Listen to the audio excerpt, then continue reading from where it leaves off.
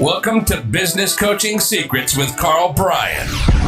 If you want to attract new high-end coaching clients, fill live events, and build a wildly profitable coaching practice where business owners pay, stay, and refer, you've come to the right place. In this podcast, Karl provides his keys to the kingdom for finding and signing high-paying clients and building the coaching business of your dreams. Here we go. Ladies and gentlemen, boys and girls, coaches around the world, welcome to another episode of Business Coaching Secrets. It's your boy, the Road Dog, with none other than the man, the myth, the Caribbean King himself, Karl Bryan. Welcome. Shoots, Road Dog, and I am in Cancun for Business Coaching Mastery. Let's go. Excited. Group of 150 this year, and we're killing it. So I got to ask you, though, and thanks for responding to my happy birthday message to you the other day. Really great to know that I feel so acknowledged. Have you sobered up yet? Like, this is, you only turn 65 once. So I don't know. How'd that go? Did you sent me a birthday text and I didn't reply? Listen, bud, it's a complicated relationship that we weave, but I seem to just go about it. Which, by the way, I was looking at it. Do you know that we are like close to 180 episodes? Like we're like 3.5 years deep into this podcast. Did you know that? And I ignored I'm sorry, man. A lot going on coming to Cancun. I got Skype messages. I got private messages on Facebook. I got my emails, and I'm sorry, Shoots. No excuse. So thank you. Listen, if I wanted to be ignored, I would have just used your wife's phone. All right. She may or may not be listening right now. Listen.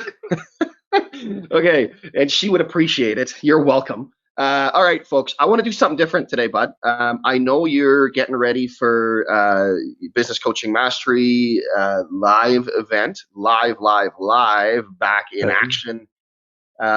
Listen, I want to put you a little bit on your toes today. Nice. You seem to be bopping and weaving pretty good, better than you ever did when you're playing hockey. That's for sure. Your nose is a true testament to that. But anywho, I thought maybe, just maybe, because I know, you know what, you love putting on a good performance, and you always do. But as you said to me before, you got a little bit of anxiousness. You're a little bit nervous, which everybody is, even Tony Robbins is. So, and he's like 3 times your height. So there you go. But how do you feel about that? Are you ready for off sort of stuff today? Let's so I'm going to pull out what do you do? Some Karlisms. I'm going to pull out some stuff that maybe is kind of, resonated or hit me along the way. Just some random sort of stuff. And I'm going to just get you to riff on them a little bit.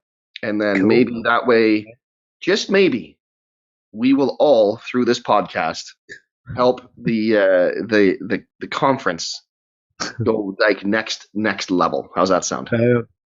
Buddy, okay. Let's do this. All right. So let me take a look. Where do I start, man? There's so many Karlisms out there, right?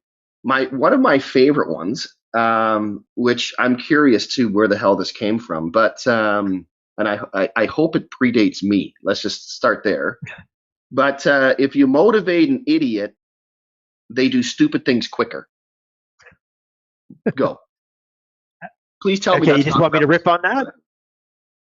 But Shoots, no chance. So I'm riffing. Is that it? That's it. I want to hear whatever. Where'd that come from? What do you mean by that? Like what comes to mind when I say? First of all, I believe.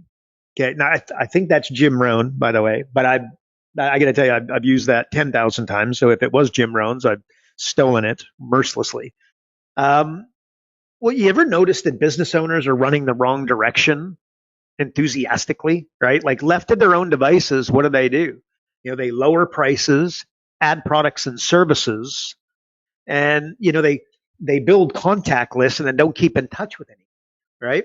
And then so like really all they got to do, like let's face it, it's just not. I don't want to say that it's not complicated because it is complex. But that being said, look, okay, the business owner, do they have their goals written down? Yes or no? We know the answer would be no, right? Time management. Do they have a to-do list that's significantly too long and that they're not getting through? Yes. On that to-do list, let's just assume there's 10 things to do. Yesterday, did they spend 80% of their time doing the 20% of the things that would have really elevated them? Like 20% provide, the most. So 20% of their activities will derive, 80% of the productivity, the efficiency, the deliverability, the magic. Did I say profitability? But are they spending 80% of their time on the 20% of the things? I think we know that the answer is no. If you want to help a mortgage broker, a realtor, somebody in insurance, or somebody in finance, all you got to do is help them implement. I'll just call it CRM. Okay, it's more complex than that, but you just gotta help them follow up. Okay, because a really good financial planner will be a really good salesperson on average. Always anomalies, but tend to not be. So you just help them follow up, and you'll do ridiculously well. Right, Road Dog, you and I got a bud, Craig Better. He goes to mortgage brokers and he absolutely crushes it. He does 100, I'm going to say he does 300 grand a year, right? Got him started in coaching, and he only works 3 weeks of the month. And he'll tell you straight up, all he does is he helps them follow up. It's like, he helps them with more than that. But I can tell you the foundation of what he does is he just really helps them follow up and get organized. And he kills it. So anyway, so you motivate an idiot. That's what I'd say, but they're running the wrong direction enthusiastically, and I would dare say that that's not a good idea. Okay, Shoots. Love it. Another one that you like to spout off, which is it makes complete sense to me, but a real mentor can tell you what not to do. Nice. You're right. Yeah. Look, okay, high five on that one. By the way, I would have put that in the top 3 to 5. So look, okay, without meeting the business owner, they've got a to-do list. I just said it a minute ago. Are they have any chance of getting through it? The answer is no. The business coach, the business consultant, the mentor shows up, and what do? They add to that to-do list, right? Really, a really good idea is to refine that to-do list. Again, find what are the 20s that are going to derive the 80. By the way, and then you go, everybody's heard me say this, I would imagine, but you go 80-20, like you got 80-20, and then you take the 20% and you go 80-20, and then you go 80-20 of the 20 again, and then 80-20 of the 20 again. You end up with 150, right? So what about the 150 activities? Are they spending any time going towards that? And I dare say the answer is no. I believe that really, really smart people tend to be really, really broke, and really, really smart people tend to be really, really quiet. Really, really dumb people tend to be really, really loud. That's a slight exaggeration of what I'm trying to bring across, but I dare say the influencers are running around and they give some very shoddy advice. Like, example, practice makes perfect, right? Like, practice does not make perfect, okay? Practice makes permanent.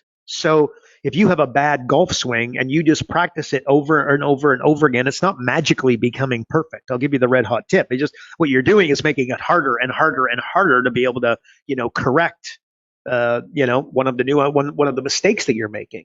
Another one would be the more people pay, the more they pay attention, right? Like, look, it's not untrue, but it's so far from true. It's just convenient when they're trying to get massive checks out of you. Look, it's non-binary.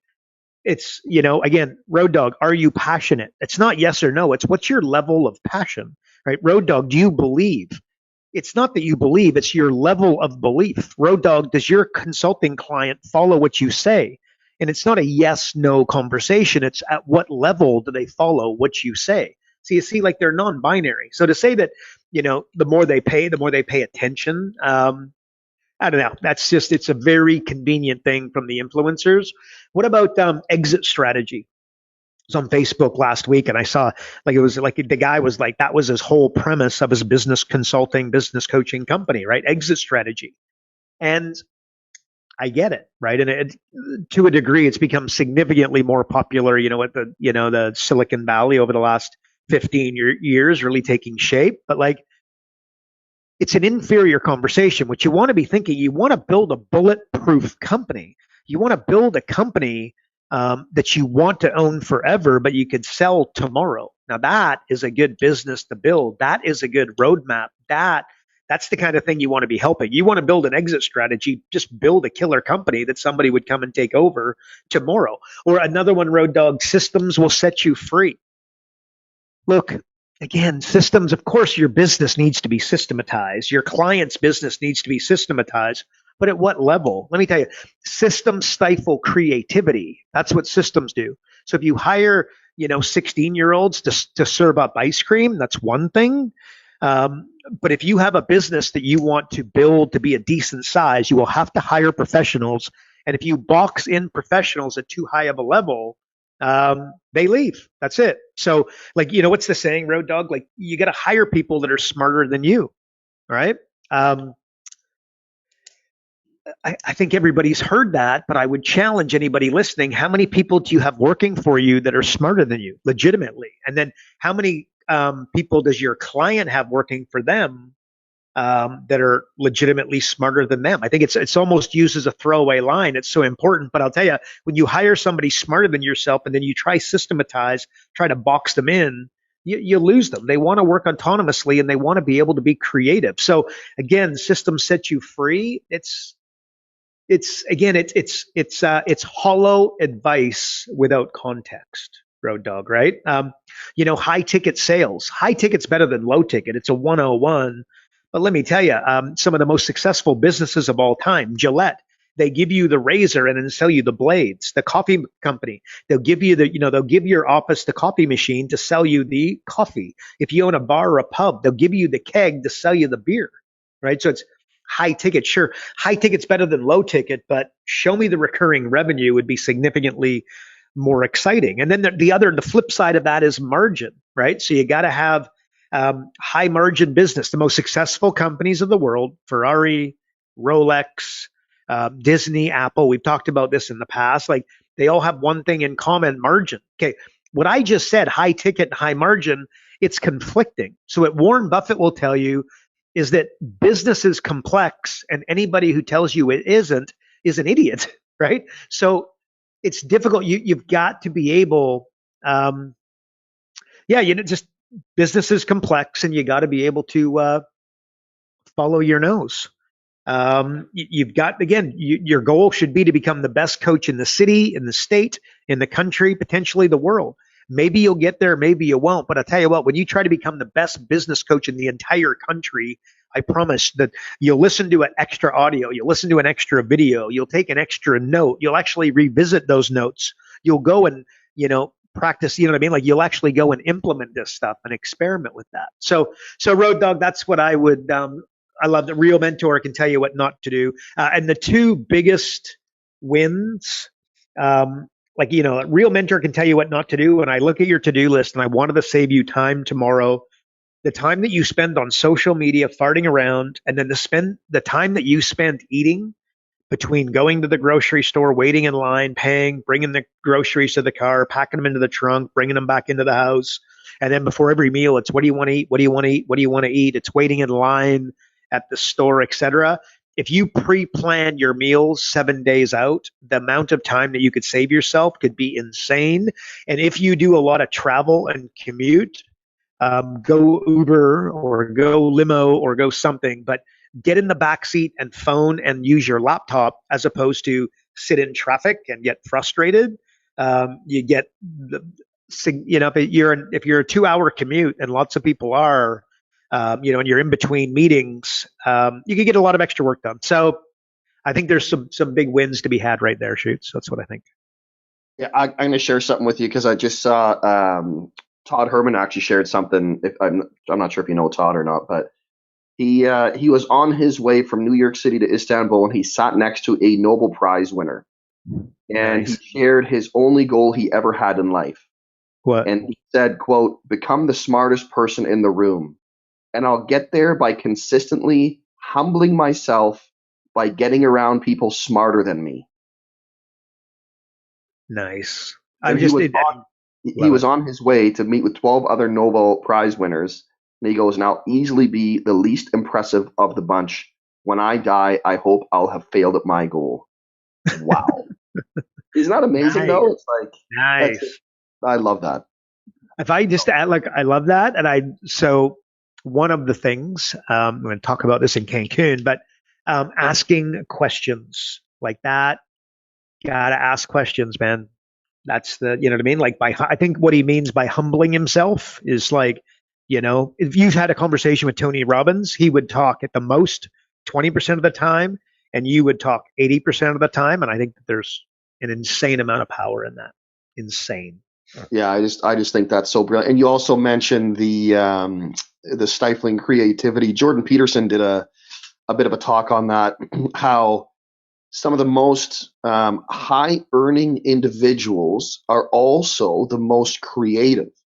And the problem with a lot of organizations and businesses these days is the fact that they're lacking truly Yes. creative people up top in their hierarchy. And the Yes. reason is because they hire people and they expect them to fit into a box, follow their SOPs, and just do that. And the problem is creatives don't do that. So it's just Nice. sort of this self-fulfilling prophecy that they're doing for themselves and stifling their own success, which is Yeah. I think is Like, so fascinating. love it. So imagination shoots. It's the highest level of activity.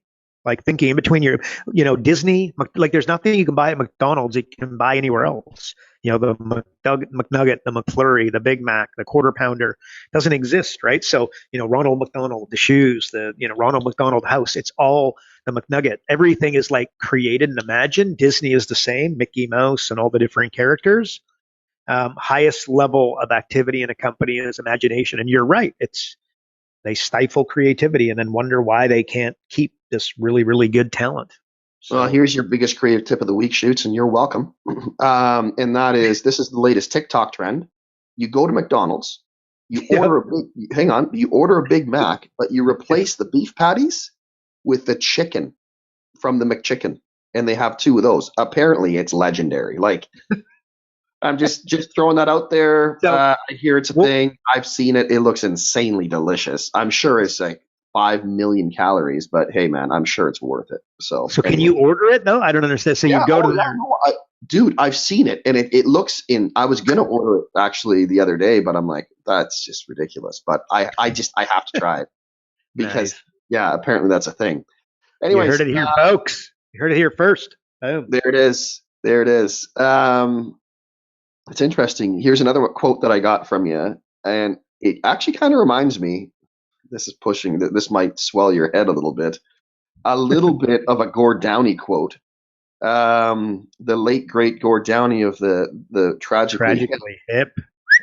Anyways, you said you'll be remembered for what you refuse to give up on. So we'll riff on that, and I can throw out the Gord Downie quote after. But when you say you'll be remembered for what you refuse to give up on, obviously, is that like that's just it? Is it that surface level, or is there more to that for you? Yeah.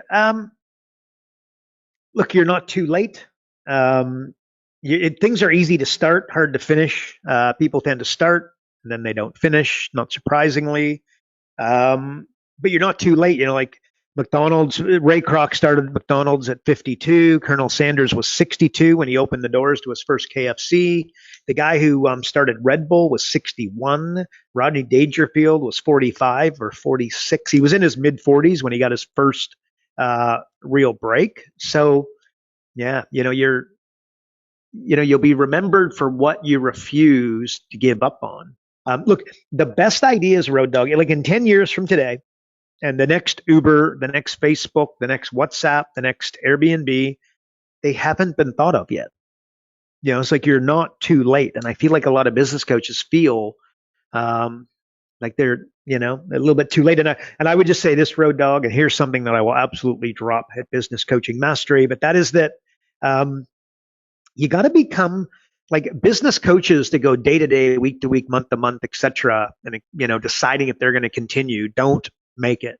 You got to be like become a business coach in your soul. Like I still remember, I swear to God, this is not a word of exaggeration. I remember where I was, what I was doing, who I was with when I heard the words business coaching in the same sentence. Honest to goodness, I remember exactly. And no date. And let me just tell you, I was on a date with a girl who, frankly, was pretty cute.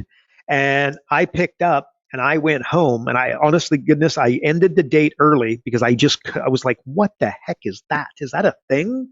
And I went home, and this is dial-up internet days, way back 2003, 2004. And I started researching. Like I didn't sleep that night. I just sat up and did homework. What I'm getting at, become a business coach in your soul. And by the way, and maybe you're not, then you should start maybe looking around and thinking about some other options. But if I say that and you feel like, wow, like just you know what I mean? Like you'll be remembered for what you refuse to give up on. If you really want to make a dent on local business locally, and remember, we save lives, we save marriages, we save kids from meeting stepmommy and stepdaddy. Marriages break up from lack of money over lack of love times 1,000. And I literally end every email that I do with exactly that. And I am the poster child, unfortunately, for entrepreneurial family and marriage go sideways. So anyway, so I just think I think that there's become a business coach in your soul. And that's not something that's going to happen overnight. Maybe it's not in you, and that's fine. But those are the folks that are really, really going to crush this. It doesn't come from their head. It comes from their soul. That's what I'm trying to say. So that's what I got, Shoots. All right. So the Gord Downey quote, because I know you're curious. Do you know it? Yeah, no, I want to hear it. What is that? I love the guy. No one's interested in something you didn't do. Boom. That's in a song. There we go. Yes. There it is. Nobody's interested in something you didn't do. What's that song? Is that Wheat Kings? I was thinking to say wheat grass. I'm like, I don't think that's. Oh my God. Okay. You know what? Have you been spending too much time in California at the juice bars, or what's going on there? Shoots? Holy smokes. Don't worry, you'll get back to your roots now that your hair is short again and you don't look like a frickin' homeless hippie living on the streets of Portland. I'm just full of it, man. I love it. I'm gonna get hate mail, but you know what? The best part is, all those you can go Carl@focus.com, folks. That's where you can send all of your hate mail. Anywho, everyone hates. I love this one. I love this quote of yours. I don't know where you stole it from, but it's so good. Everyone hates advertising until they need to sell their own car. Yeah, nice. Agreed. Yeah, I have no idea where I stole it. I'm sure I got it from somebody. Very little of what I do is original. I'll give you the red hot tip, especially my jokes. Or your dance moves. So, what's that? Or your dance moves. Yeah, I'm going to pull those out tomorrow, Shades. Look, business owners will literally brag and say, "I've never spent $1 on marketing," marketing or advertising. I built my entire business on word of mouth and referrals, and they're pounding their chest like they're super proud of it, and they should be proud of it. The truth is, like advertising to profit is a superpower. And so if they built their business, we'll assume that they're the individual, and if they've hired you as their coach, consultant, mentor, Sherpa, they're trying to get ahead. So it would be dangerously stupid for them to think that it's a good idea. If they could take advertising and turn it into profit, imagine how much further their word of mouth and their referrals would get, right? But people are not thinking along those lines. And like I said, the quote, I think I love the fact you pulled that up because it's that good. Everybody hates advertising until they need to sell their own car, and magically, guess what? They're advertising. And by the way, if you want the next level of that, which we won't go down this rabbit hole today, could be a bit, but if you like that, you might want to think about studying growth loops. And basically, if you want to know how Facebook, Hotmail back in the day, AOL back in the day, Airbnb, eBay, Amazon for that matter, so many of the Uber, absolutely, basically a growth loop. Have a bit of a look at it. You might enjoy it, but the power is insane. Bottom line, advertising to profit is a superpower. And to think that it's a great idea for the landscaper not to advertise. But again, Road Dog, we got to come back to what do they want, right? I talked about this in the pre-show, Michael. And before I can motivate you, I need to know what motivates you. Well, if you're 65 years old and you just kind of want to mail it in and just make six figures and not touch your retirement, it's different.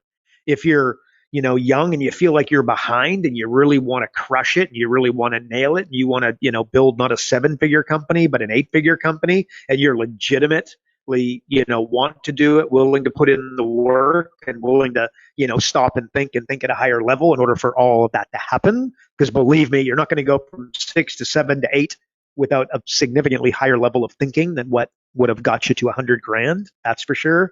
Then it's a different roadmap. Do you know what I mean? But I got to know what motivates you, Road Dog, before I can motivate you. So there you go. But everybody hates advertising until they get to sell their own car. I think that's a bloody home run. So you talk about growth loops. How disappointing was it for you when you started doing research on growth loops and realized it was business and not actually on how to get taller? I should have known that was coming. It was horrifically disappointing. Yeah, I'm sure it was. The good news is I was out shopping with my family yesterday. Man, all these kids, it's like these like lift type shoes are really popular again. So it's like, it's finally your time to shine, my friend. It's all happening right now. All right. What else I got here for quotes? What else do I got here? Hard work breeds profitable ideas. Ooh. Hard work. Okay. Twofold here. First of all, if you want to have a really, really, really good idea, have lots of ideas, right? And now you have lots of ideas. What's the problem? What could go wrong? You forget your ideas. Write them down. Have a spiral notebook. I just got a notebook, a focus.com journal today. And I was like, oh, wow, this is amazing. How much did this cost us? And it cost $60 for one. Did short runs, by the way. Holding it right here in my hand. Very cool. But anyway, so it's, have like, you know what I mean? Carry something in your back pocket where you can take the notes. Richard Branson's famous he's got like boxes and boxes. He never went anywhere without a spiral bound little notepad, but again, one small enough that fit in his back pocket. The journals that we got smaller ones, won't fit in the back pocket, by the way, but for essentially the same idea so that it could be significantly more mobile. So you want a good idea, have lots of ideas, capture those ideas, revisit those ideas. That being said, how many times you've been asked, Carl, or Dave, whatever, is this a good idea? Would this be a profitable idea? And if you followed any of our stuff, you know what's coming. You got to change. They need to change. You need to change. In my opinion, your spidey senses from ideas to problems. You got to start looking for problems, and then you show me the problem. You show me the amount of people that have the problem. You show me how easy it is to find the people with that problem. You show me how big the problem is and then how much they're willing to spend on that problem. And I'll tell you how big of a company and how big of an opportunity it is. But ideas and problems, I think we should try and, bring those two things together. I think would be a really profitable undertaking. So shoots, that's what I'd say. But I think, look, the flip side of that, before we go on to the next, is you got to do something. Like, how many times, who has heard this? Oh my gosh, I had the idea for that. Now it's been done. Like, as though the guy who went and implemented it and did it and hired all the staff members stole their idea and now it's no good. Do you know what I mean? Like, holy smokes, give me a break. And by the way, I could show you in 1993, when I was going to college, actually it would have been maybe 92, whatever, early 90s, I had the idea for Groupon. And I went to my marketing professor in college and I took it to him, and actually he was interested in investing. He's like, oh my gosh, that is an unbelievable idea. This is pre-internet, so it was done with the back page of the newspaper. Of the daily, but so to sit here and say, oh man, the Groupon guys stole my idea. No, I didn't do anything with it, right? I went on and, decided to drink beer instead of follow through on my idea. So no, I had the idea for Groupon, but I never deployed on Groupon. Anyways, I hope you get what I'm saying. Implementation is critical. Be careful with those ideas. They can be a bugger if you don't deploy. That's what I got, Shoots. So, by the way, you talk about the early 90s. You know that apparently this was it Gen Z? They refer to the 90s as the late 1900s. Just to make all of us feel really, really old. Like what? Anyways, all right. Actually, he shoots. So I got look. So my daughter's got this new favorite song, and you got to get your girls to listen to it if they haven't already, by the way. But it's Don't say called Victoria's Secret. Have you heard it? no. Anyways, do you want to know what Victoria's Secret is? Shockingly, I really don't, but you're going to tell me anyways. Yeah, exactly. Here's Victoria's Secret. She was made up by a 60-year-old dude from Ohio. Skin and bones and big boobs, making money off people like me. You've got, anyways, my daughter sings it, and I can't get enough of it, and it makes me laugh. And if you got young girls out there, I got to say, Victoria's Secret in 10 years is going to, like, their branding is taking a hit with the young girls, I'm telling you. And it is just the Victoria's Secret she is a 60-year-old guy from Iowa or Ohio. Ohio. Oh my gosh. Classic. Classic. I fear for the future, man. I swear to God. Anyways, all right. 4 words. I'm going to give you 4 words. Okay. Okay. Yeah. Assets, sales, profits, cash. So nice. Okay. Um, okay. What's the language of business? I would ask. Got a room of 100 people. 80 hands go up for sales and marketing. And the answer is, and if you follow our stuff, you know the answer, but the answer is accounting. Um, Profit is theory, cash is fact. Um, Example, your client could have an account. You ever dealt with a business? They go, I got this profitable business, but I got no cash. What the heck's going on? Um, a number of different things that could be going on. The highest priority of which, or the most likely of which, is an accounts receivable problem. If your client has an accounts receivable problem, stop everything and go straight there. Um, but that, and the solution to that is that so profits is theory, cash is fact. You got to learn to read financial statements, right? That's why, again, we did a 4-day training. We're about to redo it. A 4-day training on how to read financial statements, and not read financial statements for accountant, and not really, really, difficult, language, try to confuse the hell out of you, instead of debits and credits, just plus and minus. It's just that simple. So anyway, so that's what I'd say to that. It's just like, you take assets, the cars, the people, the cash, etc., and then you turn that into sales.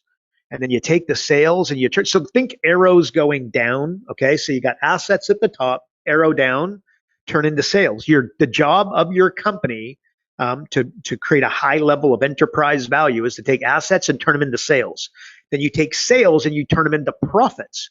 Because do you know anybody who, I did this in an email recently, Road Dog, where Dangerous Dave, I made out like, I sat down with him, and, I looked at his numbers and I said, Dangerous Dave, you got a problem here, man. You're losing money on every sale. And he said, oh yeah, no, I know. I'm going to make it up on volume. Right? Like, do you think there's some folks out there doing something stupid like that, or like selling things for very, very low profits and throwing away 10, 20, 30, 40, 50% discounts, like throwaway, not understanding the ramifications? If you offer a 10% discount, you have to sell 33% more to break even on average, right? That's 10%. Imagine when you offer a 50% discount, what that looks like. But anyway, so sales to profit, that is not something that automatically happens. The furthest thing, frankly, from, especially as you get bigger, especially as your client gets bigger, right? Very common to suddenly go from, assets to increase sales to diminishing, maybe not diminishing profits, but diminishing profit margins, which is a problem. And then, so from profits to cash. So example of that is that you look like you got a really profitable business with an accounts receivable problem. You're not taking profits and turning them into cash. You got a challenge. So that's where profits is a theory, cash is a fact. So So that's what I'd say. And the ability to read financial statements and the wherewithal, the ruthlessness might not be the right word, but the being willing to go throw yourself into accounting and financial statements is not the easiest thing for the average bear, because you feel stupid for a long period of time. At least I certainly did. But the rewards as a business coach, as an entrepreneur, as somebody advising business owners, is insanely profitable undertaking. So there you go. All right. Next one. This one's good too. Like, pick some good ones here. You can get lucky and make it, but you can't get lucky and keep it. Nice. Yes. How did Nicolas Cage, Mike Tyson, Michael Jackson go broke? Right? It's like, how do you make $500 million? And Jackson made a lot more than that. May he rest in peace, by the way. So how do you go broke? Right? And it's just like, you can get lucky and make it. Like I think you'd be silly to not think that we're in for a couple rough years financially, like for the economy. Like, it's going to scale back a little bit. How far? Who knows? It might not be that bad. It might be horrifically worse. Nobody really knows, including Warren Buffett, right? But it's not going to be fun. Here's what happens. The financial world is a Ferris wheel. It takes 10 years to go around once. It goes up for 8, down for 2. Okay? You make money for 8, and then they give it all back in 2, right? So that, it's very rare to meet somebody that is 2 things, old and rich at the same time. When you meet somebody who is old and rich at the same time, I would advise you to sit down, listen, humble yourself, like our friend, the Nobel Peace Prize winner, and ask some questions, right? And again, zip it. If the guy is old and rich, I hope that he is speaking 80 and you are speaking 20, and your notepad is not far. Certainly your mental game is on, where you're capturing notes, right? There's a number of ways to make a lot of money. The problem is there's an infinite number of ways to lose it all overnight. It's like, watching, football on the weekend, and it's 4th and 1, and it's like, what does the coach do on 4th and 1? I'll tell you what he does. He punts, right? Why? Or he kicks a field goal. Doesn't go for it 49 out of 50 times. Why? So that on the 50th, that actually works. But what does the quarterback want to do? What do the fans want to do? They want to go for it every time. I want you to think that entrepreneurs want to make it. Investors want to keep it. Right? Again, like when if you're going to do a valuation on a company, if I was going to do a valuation on your company, 4 words: predictability, sustainability, growth, and risk. Risk being the most important. Asymmetrical risk reward. All that old rich guy that I mentioned earlier, he risk is number one thing that he looks at on a regular basis. That's where his mind goes, because again, he's not trying to make it, he's trying to keep it. And then I've got a saying, we've used this, I might just couple this in here, Road Dog. Hopefully it's not one of the ones you're going to say, but old money equals never sell. Okay, again, introduce me to a family with old money, and I'll introduce you to a great grandfather that had the guts and the wherewithal, and grandmother for that matter, to not sell. Okay, don't sell, don't sell, don't sell. So old money equals never sell. Yeah, you can get lucky and make it. You can't get lucky and keep it. I think it's self-explanatory, but it's like people are selling businesses. If you had a business that was profitable, making $1 million a year, and let's say that you could get a multiple of, 3, you'd have $3 million. It sounds like a great idea, but 3 is going to become less than 2 almost instantly after you sell it. So you were making $1 million a year, you netted 2. Well, that's only 2 years of earnings. Why the heck did you sell your company for 2 years of earnings? Well, maybe that was a good idea, and maybe your end of life, or maybe they're just this. You felt like the industry was going sideways. I haven't given you enough information. I don't have enough information on what I just said to make an intelligent decision. But I'll tell you this: here's what I would do, and I don't think people think like this. I would hire a guy. If I was making $1 million a year, I would hire somebody really intelligent. I would not stifle his creativity. I would do the opposite, and I'd pick really, really well. And by the way, I'd pick the number 2 guy from the competition, right? Like the guy below the guy who owns it. I would steal him. I'd pay him more than he's earning, hack. And then I would pay him 250 grand a year to run my company and grow it. And then I would become a consultant to my own company. And I would still be making how much? 750 grand a year. People aren't thinking like that. Like, again, so it's binary. It's like they sell it. Should I sell or should I not? The question is, could you license it? Could you franchise it? Could you do what I just said and bring somebody in and advise them and have them grow it? So, Road Dog, you get lucky and make it. You can't get lucky and keep it. There's an infinite number of ways to lose it all overnight. And that is why asymmetrical risk is when you read, Tony Robbins' book, Money Master the Game, a huge part of the book. First of all, it's a book on psychology, not money, for the most part. And asymmetrical risk plays a huge part. And that's small hinge, big door. That's 1% that derives 50% of the benefit of a company instead of, trying to hit home runs all the time. So yeah, I love it, Road Dog, doing good. Dude, you just nailed something there. We could rename this podcast Small Hinge, Big Door. It's so perfect. Oh my God. Anyways, that's right there. Like that's just like a lightning strike right there. That is unbelievably amazing. That's so good. Folks, Anyways, I just want to rename this podcast. I'm nervous. Dude, like, come on. Like, seriously, it's as good as my idea for your YouTube channel where it's like you have the 2-man bike and that's all you do is just ride around with people, interview them. Like, it's just all these ideas. It's unbelievable. Back to the idea train, right? Anyways, I come up with them, you execute them. It's perfect. Hey, real quick, I just wanted to just to add to that point that you just made, right? With you can get lucky and make it, blah blah blah, all that, right? It's sort of like, because one of my mentors always talks about this. It's like, you wish you could just take my business. He's like, if you jumped into my business today, it would be gone within a year. Like you would take a $20 million a year business and destroy it because you don't, I guess, have the, what do you say, the wherewithal, like you just don't know what it's really going to take to actually operate it. You don't have the capacity to make the decisions that I do. Like, that's the part that I think is really interesting. And it kind of struck me as you were talking there, because it's really easy for people to say, I want to buy a $5 million a year business. Are you even ready for that? Yeah. Right? Like, are you even mentally ready to make those decisions?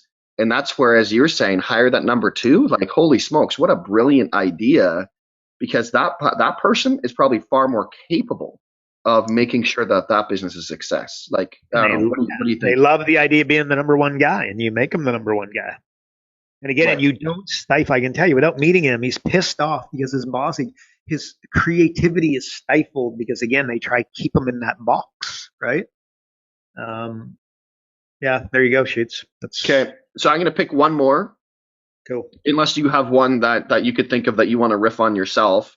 No. Is there one that comes to mind, or you want me to just pick one random one? Hit me. This sounds like a Steve Jobs one all over the place. And that is, the crazy ones make all the money. Nice. There you go. Yeah, that's, I agree.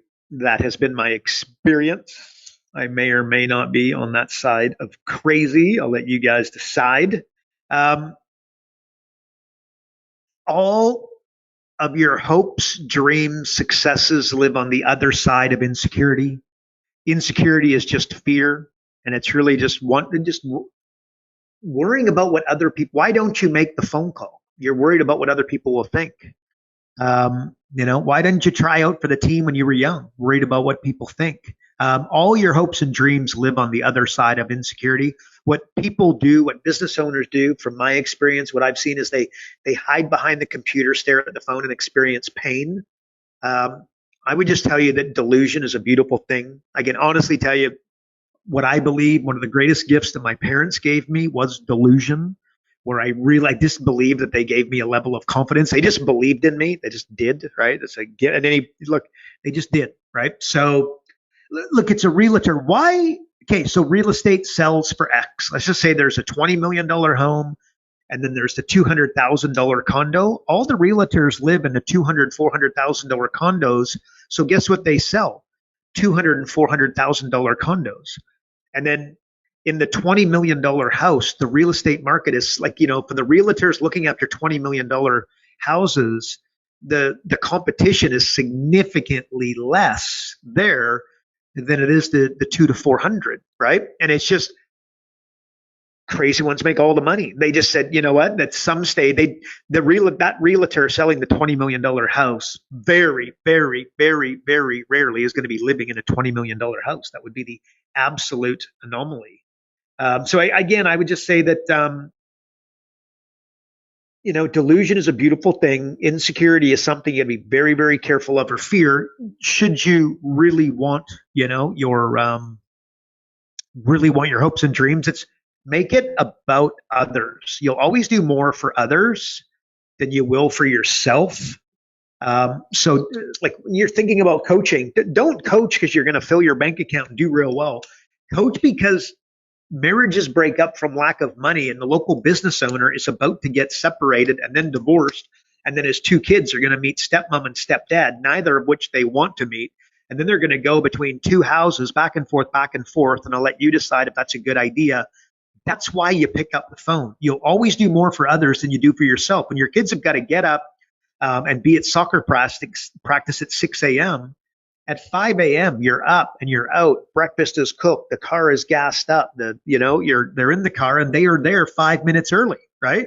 It's your turn. You roll over, hit the snooze button, say, I'll do it tomorrow, right? So you got to make it about them. And then Road Dog, I would also just say, so like the crazy ones make all the money. I think an element of that is being willing to go to the affluent. I think like that's a big part of where that comes from. And I'll just tell you that affluent people want two things. They want exclusivity and they want experiences. They don't want discounts. And not that you don't offer, you know what I mean? It's not that some of them aren't chintzy or however you want to word it.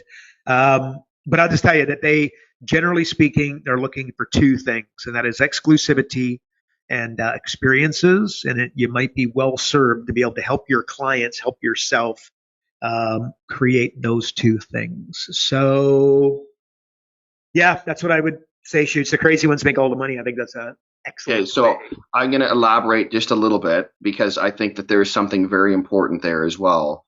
And I'm going to tie this back to a quote from T. Harv Eker. Okay. And he says, money isn't everything unless you don't have any. Then it seems to become everything. So real quick, Karl, can you, because that's like, there's so much truth in that statement. Yeah.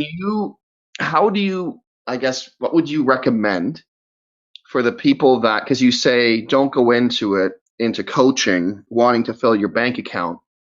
And that's really easy. To me, that's almost like saying, wow, just follow your passion. Like, yeah, it's easy for you to say when you're making $5 million. You know what I mean? But for the rest of us peasants, right? Like, it's not as easy. So my question to you is, where is that fine line where it's like, you need to cover that monthly nut, where now money is the predominant thought, right? Because there's a lot of coaches out there struggling. How do you get them from that to the serving mindset? Nice. Okay, great question, by the way, well framed. Okay, first of all, I would bet that the guy you just described doesn't know exactly, or gal, doesn't know exactly what their nut is every month. Like, how much does it cost for you to cover your phone, the internet, your gas, your insurance, the car payment, etc.? What exactly does it cost to live per month, right? Let's just say that number is 5,000 for the sake of it. It might be 15, and it might be more, and it might be less. Doesn't matter. Just use 5,000. Okay. We got to get this person, let's just say, to 7,000. So there's a level of comfort because, clients cancel and that sort of stuff.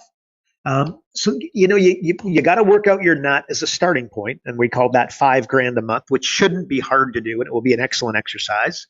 And it might be a lot lower than what you think often. And then we got to get them above that. You know what I mean? At least 20 to 35% above that nut, so that they've got a little bit. And ideally, they could put it so like if you could sock away a few bucks for a period of time, and then you make the mental shift, right? And it's just you've got to go and surf. But all that being said, as I say that, Road Dog, I mean, okay, if I were to be really, really look, here's what I did as a coach, right? I went to the local, let's just call it the local chamber, but I was doing them in all kinds of different events, followed a program that we have, Live Event Mastery, and I just filled local live events continually. And the way that I justified it all in my head is that not everybody paid me, right? And again, I had these seminar junkies and people who would follow me around, and then they were just trying to either steal clients or they would just, weirdly, laugh at the same joke every week, right? Whatever. And that was cool. I didn't worry about that, right? I worried about if there was, 15 people in the room and 10 were new. I was worried about the 10, not the 5, and what they were up to and their motive. But I knew that not all 10 of them were going to spend money with me, but I was really jacked up in the fact that they were coming to see me and that I was going to educate them at the highest level. So I feel like I was serving both, right? Where if I got 2 people out of the 10 to buy, I was educating 8 people, serving at what I think was a very high level, because I think I gave some great content. And then I was just doing the next event. And by the way, I was paying for the food, and I was paying for the event, and I was supplying the entertainment. I was supplying, my own knowledge and my own experience. And I was practicing throughout the week to make sure that I got a little bit better, a little bit better, a little bit better. It's like, that's the way that I kind of served both masters at the same time. So I'm going to answer that in 2 ways. One, Road Dog, work out exactly what your net is and just drive, get the $7,000 per month and be totally fixated on your monthly income until you get there. Go to the networking functions, do the live events, speak at other people's events, do joint ventures, coach people for free, if that's what it takes to get a little, to get ahead and get the experience you need, and then segue or do it, really early, but put 10 people in a room at the chamber, and that is you serving the community at what I believe to be the highest level. So that's what I don't know, Shoots. That makes sense. Do you agree? Would you add or subtract anything there? Yeah, I guess the follow up to that, Carl, would be: do you think that a lot, also right now, there's a lot being driven by, I guess people want to be the king of the internet, but they don't want to be the king of their own castle. No, better. Hang on, let me reframe that better. They're more concerned about having this ginormous national, international coaching program than they are about becoming the best in their community. Yeah. Would you agree with that? Everybody wants to change the world. Nobody wants to change the toilet paper, right? Well, so that's totally simplifying. I love it. That's so good. That's a beauty right there, bud. I know, but it's so true. But again, you pause, like, oh my God, it's so true, right? And it's just, Road Dog, it comes back to, earlier we were talking about imagination, but you know what? Imagination without implementation is nothing, right? Like, again, Groupon ID in 1992, pre-internet, that, Lord knows what it could have become. It's just a joke, right? It's stupid to even talk about it, because it's a nothing burger, because it didn't get implemented. The same way that if Colonel Sanders didn't keep knocking on doors, I mean, the story, and I don't know it to be fact, but it's got to be an insane amount of fact to it, in that Colonel Sanders got knocked back by like 100 people to borrow the money, right? Yeah, and Ray Kroc wasn't, totally different. If you've seen the movie, it was very challenging. Look, Road Dog, can we end on this? Can I give an example that I think is really powerful? This will be my last thing. Can I do that? Can I preempt my last thing? Are you actually ending it before I cut you off? Shoots, that just happened. Thanksgiving. There it is, buddy. I love it. There it is. All right, let's go. But you go to the banker and you want to borrow money, right?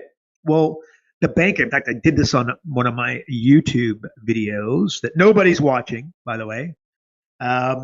So you go to the banker and you want to borrow money, and you got a really good idea. You're going to go buy some materials. You're going to fly to Trinidad. You're going to buy it. You're going to make purses. You're going to make belts. You're going to make wallets. And they're going to be so expensive. You're going to go find the most expensive purse in town that you can find. And then you're going to double that. Say it's $2,000 for a purse. And then you're going to charge $4,000. And yes, I know that purses go for much more than that. I know that, because I really know that.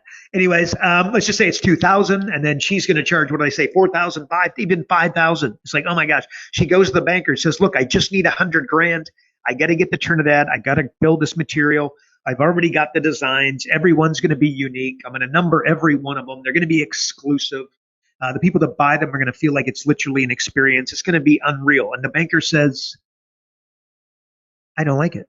And then they can't get the money, right? And then the banker, somebody else goes to the banker, okay? And it's a guy or a gal, and they've got an idea to build a company. And it's like, okay, so tell me more. Okay, I need 10 trucks. Okay, great. How much are these trucks? $100,000 each. Okay, so then you need you need 1 million. Yes. What's the business model?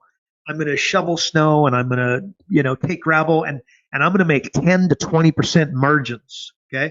And I think it's going to be amazing. And the banker says, oh my gosh, I love everything about this business model. You need $1 million for 10 trucks at $100,000 each. And then you're going to do gravel, and then you're going to shovel snow in the winter. And you're going to make, 10 to 20% margins? Those are excellent. Is that your plan? Look, I would invest in this myself if I could, but just hang on. It's too good. I'll have to give it to the bank. I got to do the right thing. Let me just go get the signature from the boss. Don't even leave the chair. Walks upstairs, get the signature, brings it down. Look, we'll have $1 million to you in 7 days. It'll be in your account. Just let us know which one, right? The banker says yes to that. I just, one was Louis Vuitton, right? And then the other idea is, the local guy, shoveling gravel and shoveling snow, right? And it's like, you ever notice that, again, there's really, really smart people that are very, very broke? It's because we go to folks like that, and they just have, the business world is kind of like a really, it's just filled with people like I just described that don't have a bloody clue. But, it's not that they don't have a clue. It's that their interests are the incentives for them are that they can take your 10 trucks away if you don't make this payment. When you buy $100,000 of material, they don't feel like they can take anything away. So therefore, they're not going to lend you the $100,000, right? See the way it's kind of, that's again what I said, why are most brokers broke? And that's the reason why right there. So it's like, shoots. That's all I got. Love it. Love it. Love the purse comment too. Nice to know that you're matching your purses with your high heels now, bud. That's good stuff. That's good stuff. Red shoots. That's a story for another day, folks. That, you know what? That would have been a good quote to pull. Something with high heels. Anyways, on that note, thanks for tuning in to another episode of Business Coaching Secrets with the King of the Caribbean himself, who is about to absolutely rock this live event, King Karl. And if you're not on the inside getting access to the pre-show, or you want information on how you can attend Business Coaching Mastery Live, or about the accounting 4-day program, or all of the other goodies in terms of the software and everything else, visit focused.com, and be sure to subscribe today as well to the daily emails. And again, folks, if you enjoyed the podcast, please leave us a review and rate the episode, as we know that is what those streaming services like to move us up the charts. And that is it for another week. On that note, I will end it like I always do. Remember, folks, progress equals happiness. Take care, everybody.